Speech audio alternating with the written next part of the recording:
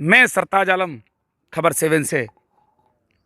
देश के अंदर कोरोना मरीज और आम नागरिकों को वैक्सीन का सिलसिला चल रहा है।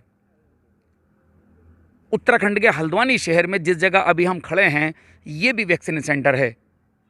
उत्तराखंड के अंदर कई जगहों पर वैक्सीन लगाई जा रही है और देश में भी बहुत सारी जगहें ऐसी हैं कि जहां वैक्सीन लगाने का सिलसिला शुरू हुआ है।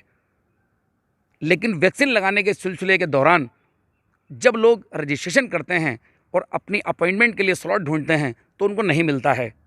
उसकी वजह उसकी साफ़ है। देश के अंदर जो वैक्सीन की ज़रूरतें हैं उनको हमारी सरकार पूरा नहीं कर पाई और उसकी बड़ी वजह यह भी है कि जो वैक्सीन देश के नागरिकों को लगनी थी, हमारी सरकार ने उसको विदेशों में भेज दिया। 6 करोड़ 67 लाख वैक्सीन की डोज इस देश के बाहर भेजी गई और उस हालात में भेजी गई कि जिस हालात में विदेश नीति बिल्कुल इजाज़त नहीं देती थी। क्योंकि विदेश नीति हो या बाहर के मुल्कों के मामले हों या हमारे खुद के भारत का मामला हो, सबसे पहले अपने नागरिकों को कोई भी देश देख रहा है।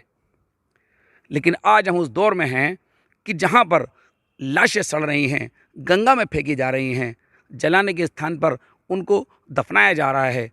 हालात ये हैं कि गरीब के पास 10 से 15 हज़ार रुपये नहीं हैं तो वो शमशान घाटों में छोड़ जा रहे हैं। देश के हालात ये हैं कि अन्य धर्मों के लोग तमाम मज़हबों के लोगों को अंत्येष्टि कर रहे हैं, उनको मुखाग्नि दे रहे हैं। और उस सब की वजह है कि वक्त पर सरकार ने ना तो उनका बेड उपलब्ध कराए, ना उनको वैक्सीन टाइम से लगी, ना उनको ऑक्सीजन लगी। यहाँ तक कि कुंभ और बंगाल चुनाव होते रहे और कोरोना को फैलने दिया गया। जब दवाई का मामला आया तो उसमें भी हमने लापरवाहियाँ बरती हैं।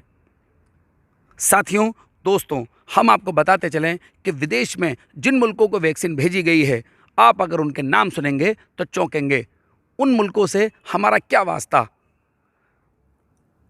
बड़ी हैरत करने वाले उनके नाम हैं। कई लोग उनको पहली बार सुनेंगे। पापुआ गुनिया, जाम्बिया, गुनिया, एंटीगा, इस तरह के मुल्क हैं। बहुत सारे मुल्क ऐसे भी हैं जिनको हम और आप जानते हैं, लेकिन क्या ज़रूरत थी हमें उनको देने की जब अपने ही नागरिक मौत से तड़प रहे हों, बीमारियों से तड़प रहे हों। नाइजीरिया, अल्बानिया, सऊदी अरब, कैमरून, ब्राज़ील, बांग्लादेश, तकरीबन 16 करोड़ लोगों को वैक्सीन लगी है, जिसमें से दोनों डोज सिर्फ 4 करोड़ लोगों को लगी है। ये वैक्सीन लगने वालों का सिर्फ 3% आंकड़ा है। 140 करोड़ के मुल्क में हमारा भारत सिर्फ 3 करोड़ लोगों को वैक्सीन दे पाया। बाकी हमारी सरकार ने छोड़ दिया। उनको हम नेचुरल डेथ कहें, हत्या कहें, साजिश कहें, अपने नागरिकों को इससे ज़्यादा और सरकार हमारी क्या दे सकती थी। हम उस दौर में जी रहे हैं कि जहां सुप्रीम कोर्ट और हाई कोर्ट के जजेस लगातार ऑर्डर पास करते रहे कि दिल्ली को ऑक्सीजन दी जाए, लेकिन हमारी सरकारें राजनीति करती रहीं। आज नतीजा यह है कि उत्तराखंड हो, उत्तर प्रदेश हो, दिल्ली हो, वैक्सीन के लिए लोग मारे मारे घूम रहे हैं। वैक्सीन के लिए सरकार ने उतनी जानकारी और उतनी जागरूकता भी लोगों के बीच नहीं दी जितना उसका हक था।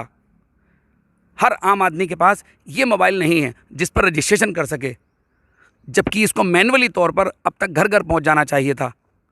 अगर हम अप्रैल माह की बात भी करें तो 11 अप्रैल, 12 अप्रैल, 13 अप्रैल, 14 अप्रैल, 15 अप्रैल, 16 अप्रैल, ये वो तारीखें हैं कि जब हिंदुस्तान में कोरोना की दूसरी लहर चल रही थी और हम 16 तारीख को भी विदेशों में वैक्सीन भेज रहे थे। दिल्ली की सड़कों पर पोस्टर लगाए गए हैं। पोस्टर में लिखा है, मोदी जी हमारी वैक्सीन विदेश क्यों भेज दी। 19 एफआईआर दिल्ली पुलिस ने अलग अलग थानों में दर्ज की और तकरीबन 25 लोगों को उसमें गिरफ्तार किया गया। एक लड़का 19 साल का भी है और वो लोग जिनको गिरफ्तार किया गया है वो कोई तो पोस्टर चिपकाने वाला है और कोई लॉरी वाला है, कोई ऑटो वाला है, कोई वो हैं जिन्होंने उस प्रिंटिंग प्रेस पर उसको छापा है। इस तरह के लोगों को आज एफआईआर करके गिरफ्तार किया जा रहा है। साथियों, हमारा विदेश मंत्रालय अपनी वाहवाही लूटने के लिए कहता है कि हमने विदेशों में वैक्सीन भेजी है, ये हमारी दानवीरता है। ये कैसी विदेश नीति है कि जहां पर देश के लोग मर रहे हैं और बाहर के देशों में वैक्सीन भेजी जा रही है। सवाल उठने लाजमी हैं। 90 साल अंग्रेज़ों ने जो यहाँ पर राज किया और उसके बाद जब हमने उनको भगाया, वो दशकों की लड़ाई इस लोकतंत्र को बचाने के लिए थी कि आज हज़ारों लाखों यहाँ पर मौतें हो गई हैं और सरकार बाहर वैक्सीन भेज रही है। साथियों, सरकार ने सिर्फ एक यही कृत्य नहीं किया, सरकार ने ये भी कृत्य किया है कि अस्पतालों के अंदर जो उसको पूरा साल मिला था इंतज़ाम करने का, सरकार ने उसमें इलाज के इंतज़ाम नहीं किए।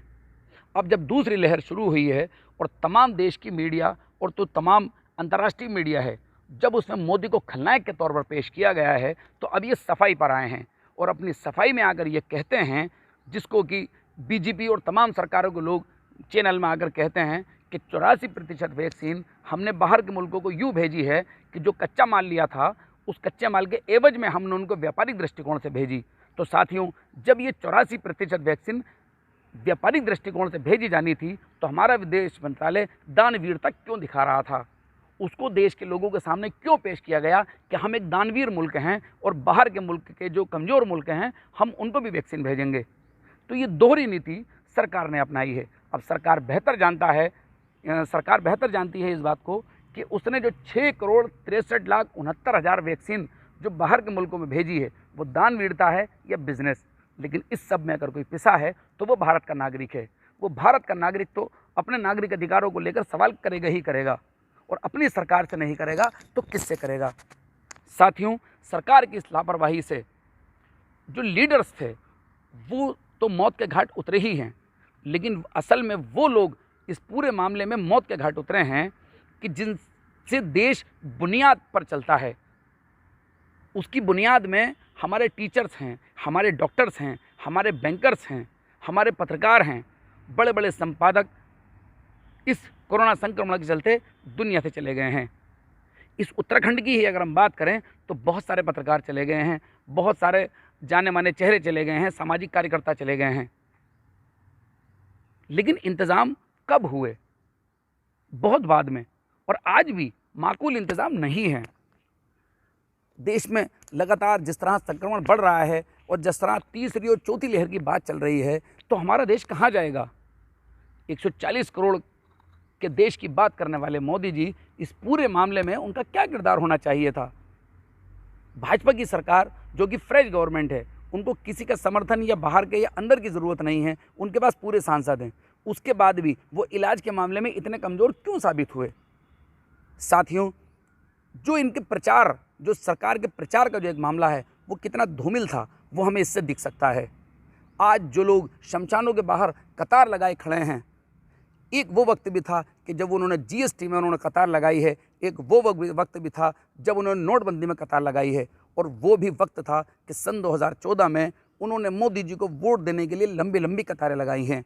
मोदी जी पर यकीन किया गया कि ये देश को अच्छे से चला सकते हैं। लेकिन आज नतीजा ये हो रहा है कि सरकार ने आज जिस दोराहे पर देश को लाकर खड़ा किया है वो सोचने काबिल है। तो साथियों, ये वैक्सीन का जो मामला है ये बड़ा पेचीदा है, क्योंकि हम कितनी ही एहतियात बरत लें, कितने ही हम लोग हाथ धो लें, मास्क लगा लें, लेकिन इसके बावजूद अगर कोरोना संक्रमण हमारी बॉडी में जाता है तो सिर्फ वैक्सीन ही एक ऐसी वाहिद दवा है, एक वैसी चीज़ है कि जो हमें बचा सकती है। और वैक्सीन के बारे में जो एक्सपर्ट बता रहे हैं कि अगर वैक्सीनेशन दोनों डोज आपके हो जाएगा और 14 दिन बाद आपके दोनों डोज के एंटीबॉडीज़ बन जाएंगी, तो आपके मरने के चांसेस बहुत कम हो जाते हैं।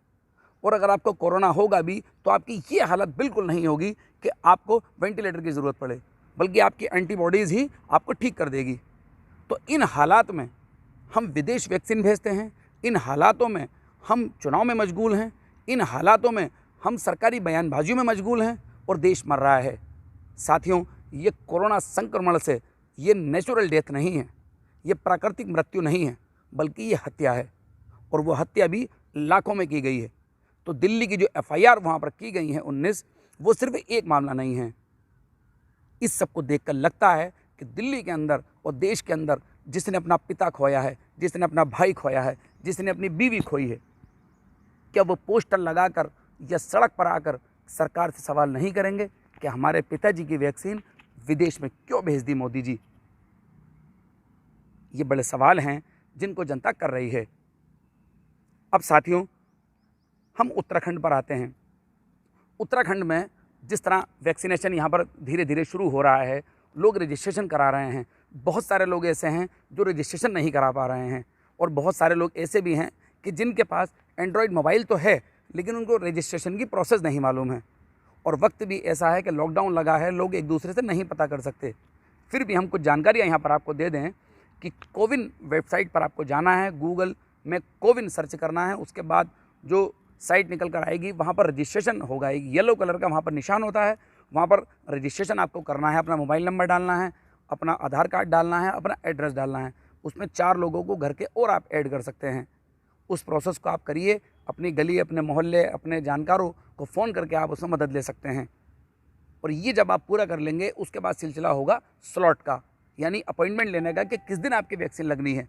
तो आपको डेली हर आधे घंटे में मोबाइल लेकर बैठना पड़ेगा, क्योंकि यहाँ पर कम ही वैक्सीन है और कम ही लोगों के रोज़ाना लगाई जा रही है, लेकिन आप कोशिशें करेंगे तो आपकी वैक्सीन लग जाएगी। हमारी सरकार से यहाँ पर यह भी मांग होगी कि उत्तराखंड और देश को ज़्यादा से ज़्यादा वैक्सीन दी जाए, जिससे कि जो ये स्लॉट का वाला मामला है ये धीरे धीरे कम हो सके और सारे देशवासियों के वैक्सीन लग सके, और सरकार हमारी ये गलती दोबारा न कर सके कि हम विदेशों को तो वैक्सीन भेजें और अपने नागरिक एक भूखे बच्चे की तरह वैक्सीन की तरफ देखते रहें। तो साथियों, मैं चलता हूँ, मैं आपका दोस्त, आपका भाई, मैं सरताज आलम, खबर 7 हल्द्वानी।